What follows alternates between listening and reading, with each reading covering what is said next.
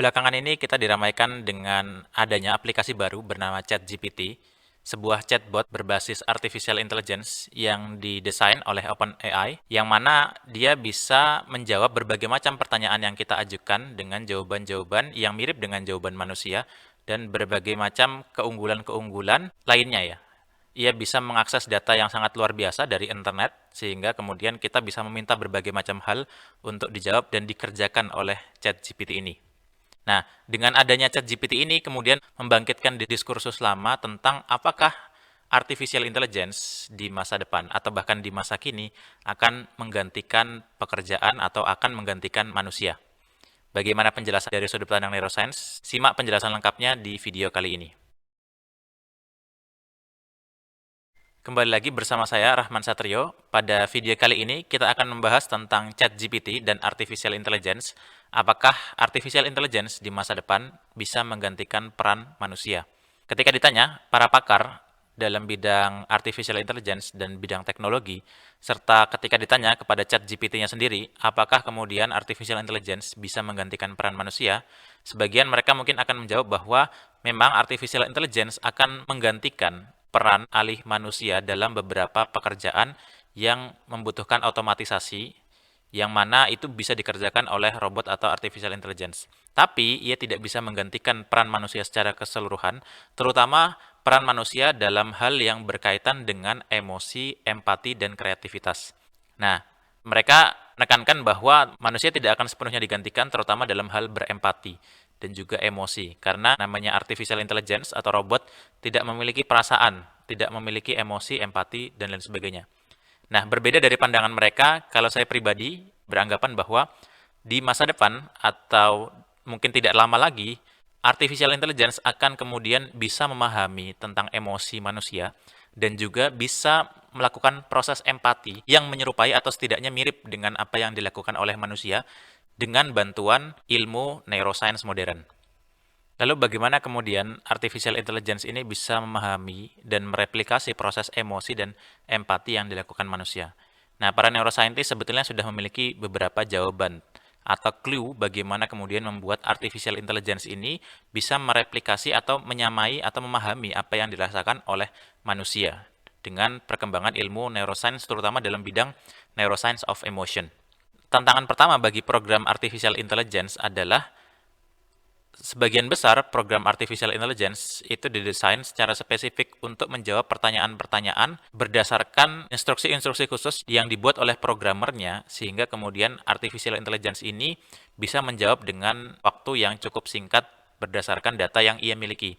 Nah, tapi sayangnya dengan pemrograman yang sudah terlanjur terlalu spesifik membuat akhirnya tingkat fleksibilitas dan kreativitas dari sebuah artificial intelligence atau sebuah chatbot itu menjadi kurang.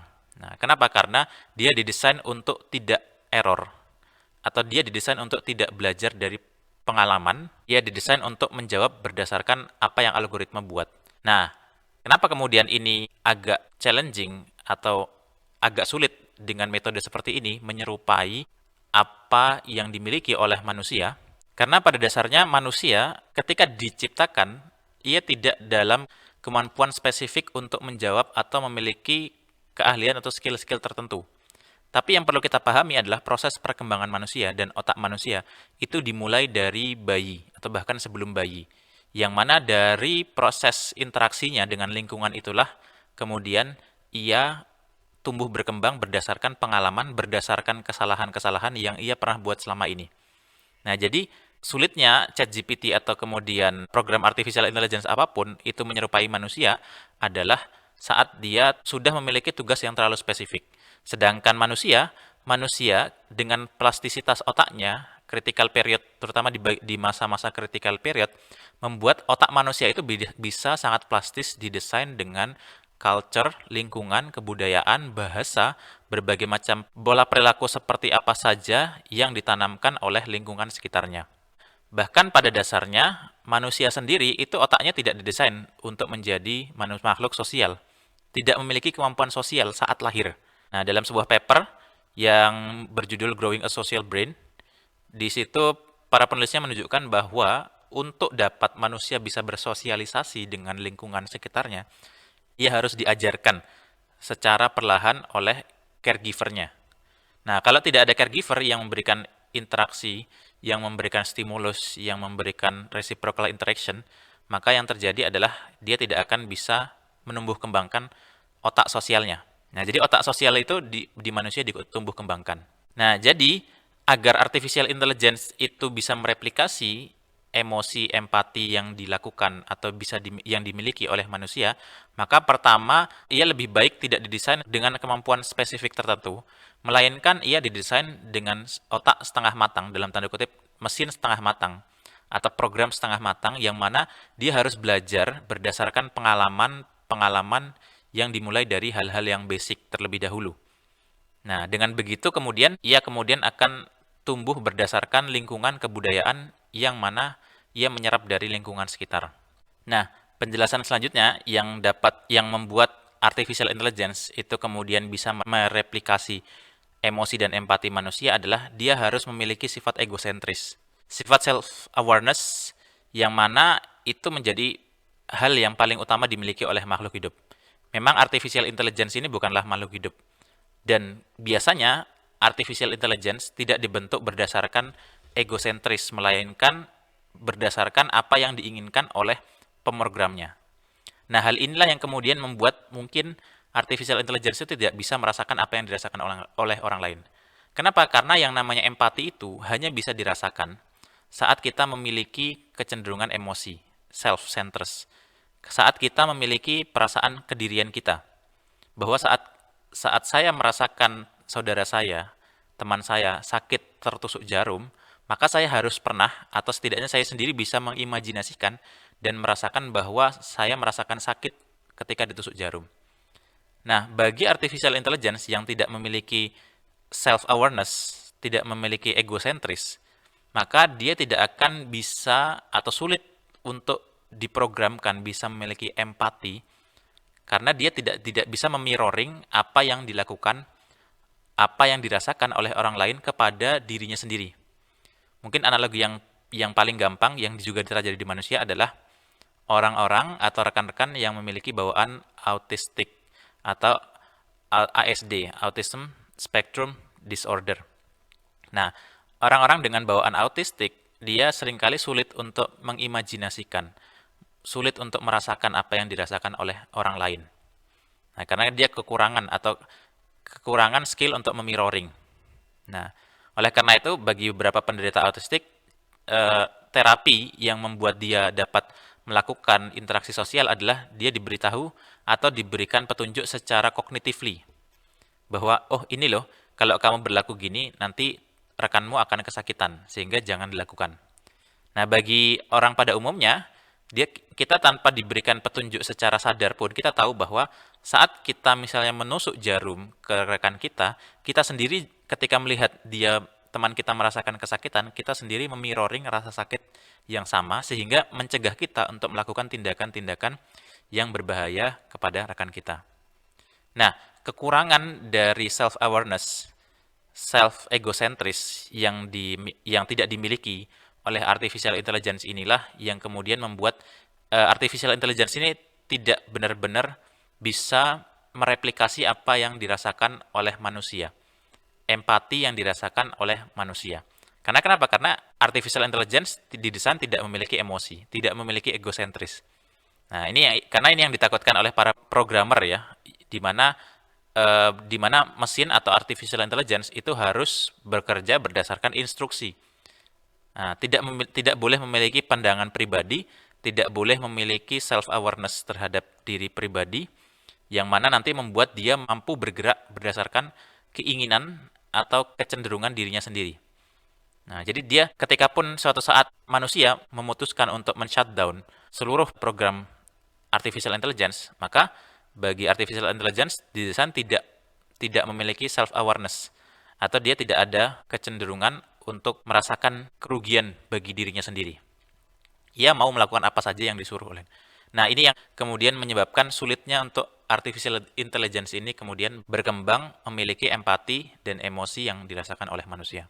Nah, jadi the only way di mana artificial intelligence itu bisa merasakan empati, emosi yang dirasakan oleh manusia adalah dia harus didesain memiliki self-awareness, self-concept, memiliki rasa kepemilikan terhadap diri sendiri, yang mana dengan begitu ia bisa belajar untuk merasakan emosi yang dirasakan oleh lain, sehingga dengan begitu dia bisa melakukan empati.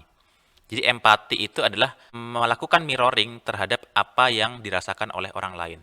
Yang mana kita sendiri dulu harus bisa merasakan rasa sakit, rasa senang, rasa bahagia, sehingga kita bisa merasakan kebahagiaan, kesedihan dari orang lain. Nah, hal ini sebetulnya mungkin banyak para neuroscientist dan juga para ahli artificial intelligence yang sudah paham. Hanya saja mungkin dihadapkan dengan ethical dilemma, bahwa saat seandainya artificial intelligence itu diberikan self-awareness, diberikan kemampuan untuk bertindak berdasarkan kreativitas dirinya sendiri, maka akan ditakutkan adanya potensi-potensi bahaya di mana artificial intelligence itu suatu saat akan mengambil alih atau kemudian memiliki kehendak dirinya sendiri untuk entah mereplikasi diri, entah kemudian melakukan sesuatu yang tidak sesuai dengan apa yang diarahkan manusia, dan lain sebagainya. Ini memang kemudian menjadi ethical dilemma yang dialami oleh para programmer dan juga para computational neuroscientist. Apakah kita akan menciptakan sebuah artificial intelligence yang canggih tapi selamanya tidak akan bisa kemudian mereplikasi apa yang dirasakan oleh manusia, atau kemudian membuat yang kira-kira bisa mereplikasi manusia, tapi nanti trade-off-nya atau mungkin potensi kerugian atau bahayanya, risknya, resikonya adalah nanti dia suatu saat akan memiliki semacam kesadaran atau self-awareness sendiri, yang mana robot memiliki kecenderungan atau kepribadiannya masing-masing. Nah, ini mungkin akan menjadi topik diskusi yang menarik dalam bidang sains, teknologi, dan juga filsafat ya, bagaimana kemudian menjawab hal ini.